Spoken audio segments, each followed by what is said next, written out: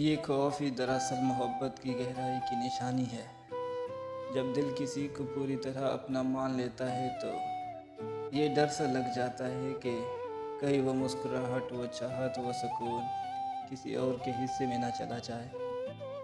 मोहब्बत में सब कुछ देने के बाद भी इंसान यही सोचता रहता है कि काश इसके दिल की दुनिया में मेरा ही नाम लिखा हो और किसी और का साया भी ना पड़े। तुम इस शख्स को छोड़कर चली गई जो पहले ही अपने ख़ानदान के मिसाइल मुस्तकिल किए लहजों और न जाने कितने दुखों से गुजर रहा था। शायद एहसास भी ना हो कि इसकी ज़िंदगी का वाहिद सुकून थी तुम।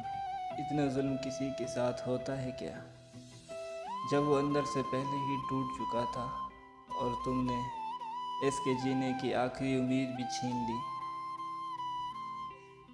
इसके जीने की आखिरी उम्मीद भी छीन ली।